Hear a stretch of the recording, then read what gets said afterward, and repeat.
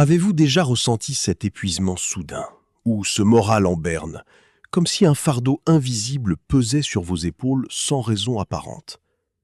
Et si cette lutte intérieure, qui fragilise votre sérénité et votre enthousiasme, trouvait son origine bien au-delà de ce qui est palpable? Imaginez qu'un combat silencieux se joue continuellement, un duel spirituel influençant directement votre quotidien, vos ressentis et votre destinée. C'est fascinant, n'est-ce pas? Depuis toujours, l'être humain cherche à comprendre les courants invisibles qui dictent sa trajectoire. La Bible, véritable guide spirituel, nous ouvre les yeux sur une réalité souvent occultée, le monde de l'esprit. C'est un domaine immatériel, où agissent des forces dont nous ne percevons pas toujours l'ampleur. Pourtant, il existe un savoir caché, qui, une fois maîtrisé, peut métamorphoser votre existence et briser des chaînes dont vous ignoriez la présence. Pensez-y. Combien de fois avez-vous lutté contre un malaise indéfinissable, une angoisse tenace ou une colère soudaine? Ces tourments pourraient bien être l'écho d'une guerre spirituelle plus vaste. En vérité, notre nature dépasse la matière. Nous sommes des esprits habitant un corps, et le lien entre le physique et le spirituel est d'une puissance insoupçonnée. Dans les instants qui suivent, nous allons lever le voile sur cet invisible. À travers les Écritures, nous verrons comment ce plan spirituel impacte votre santé, vos finances et votre paix intérieure. Vous découvrirez des secrets fondamentaux, capables de libérer des bénédictions jusque-là bloquées. Soyez prêts à voir le monde sous un nouvel angle et à réaliser que vous possédez une force divine pour transformer votre réalité. Restez attentifs jusqu'au bout pour que le Saint-Esprit vous guide vers la victoire.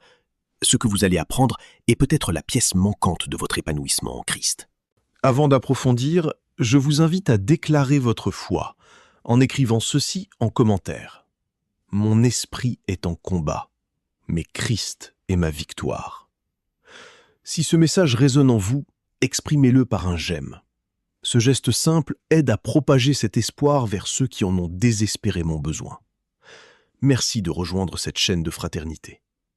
Pour beaucoup, cet espace est un refuge spirituel indispensable, surtout lorsqu'on est isolé.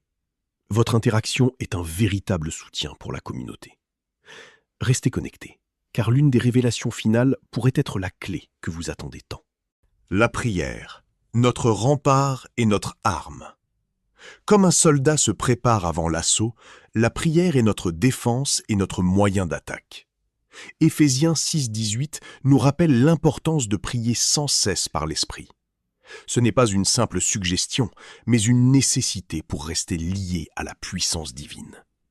Sur ce champ de bataille invisible, où l'ennemi utilise le doute et la culpabilité pour vous déstabiliser, la prière est le seul moyen de puiser dans la force de Dieu pour déjouer ses plans. Prier, c'est dialoguer avec le Créateur et aligner sa volonté sur la sienne. C'est laisser le Saint-Esprit porter nos cris profonds vers le Père. Romains 8,26. Souvenez-vous de Moïse. Tant qu'il gardait les mains levées vers le ciel, son peuple l'emportait. Votre persévérance dans la prière détermine l'issue de vos combats concrets. Ne comptez pas sur vos propres forces, mais invitez le ciel dans votre réalité. Faites de la prière une habitude, qu'elle soit intime ou collective, car elle est le pont vers les miracles divins. L'autorité dans le nom de Jésus. Nous disposons d'une autorité déléguée, comparable à celle d'un ambassadeur. Le nom de Jésus-Christ est la clé suprême. Comme le dit Philippiens 2, 9, 10, ce nom est au-dessus de tout et fait plier toute puissance.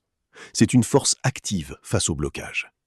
Dans les Actes, les apôtres n'avaient pas d'or, mais ils avaient ce nom pour guérir. Que ce soit face à la maladie ou aux conflits familiaux, invoquer Jésus avec foi libère une puissance de restauration. Ne restez pas démunis devant vos problèmes. Utilisez cette autorité pour briser les ténèbres et commander à la paix d'entrer dans votre foyer. Vigilance et discernement. La victoire exige aussi de l'intelligence tactique. Il faut être sur ses gardes, car l'adversaire rôde tel un lion. 1 Pierre 5, 8. Sans vigilance, nous devenons vulnérables. Le discernement spirituel permet de voir au-delà des apparences et de démasquer les pièges déguisés en opportunités. Pour développer cette acuité, imprégnez-vous de la parole, priez et restez entouré d'autres croyants. Ne vous laissez pas surprendre par des décisions impulsives ou des relations toxiques. Cultivez un esprit alerte pour protéger votre marche avec le Christ. Revêtir l'armure divine. La Bible décrit une armure spirituelle complète, Éphésiens 6, 10, 17, indispensable pour tenir ferme. La vérité comme ceinture contre le mensonge. La justice comme cuirasse contre la culpabilité. Le zèle de l'Évangile pour avancer avec assurance. La foi comme bouclier contre les doutes. Le salut comme casque pour protéger vos pensées. La parole de Dieu comme épée tranchante. Chaque pièce est vitale. Ne négligez aucun aspect de cette protection pour rester inébranlable face aux épreuves. La conquête de l'esprit. Le principal champ de bataille est votre pensée. Si l'ennemi influence votre esprit, il contrôle votre vie. Cultivez votre esprit comme un jardin précieux. Rejetez les graines de doute et remplacez-les par les promesses bibliques. Vous n'êtes pas esclave de vos pensées négatives. Vous avez le pouvoir de choisir sur quoi fixer votre attention. En remplissant votre esprit de la présence de Dieu, vous érigez une forteresse imprenable. Force de la communion et du témoignage. L'isolement est une faiblesse.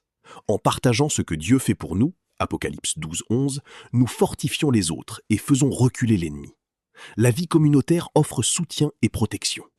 Ensemble, nous créons un environnement spirituel où les ténèbres ne peuvent subsister. Ne restez pas seul. Connectez-vous à une famille de foi pour grandir et vaincre collectivement. Déjouer les stratagèmes de l'adversaire. Pour gagner, il faut comprendre les tactiques ennemies, la ruse, la division et le découragement. Satan cherche à déformer la vérité, à briser les relations et à vous faire abandonner. Résistez en restant ancré dans l'unité, le pardon et la persévérance. Rappelez-vous que l'ennemi est déjà vaincu. Il suffit de rester ferme dans la victoire de la croix. Bravo d'être allé jusqu'au bout. Vous prouvez que vous êtes un chercheur de vérité déterminé. Pour marquer cet engagement, écrivez « J'ai triomphé de la bataille invisible ». En partageant cette vidéo, vous devenez un messager de lumière. Abonnez-vous pour continuer ce voyage avec nous. Pour finir, accordez-vous un moment de silence. Laissez la paix de Dieu vous envahir pendant que la musique résonne.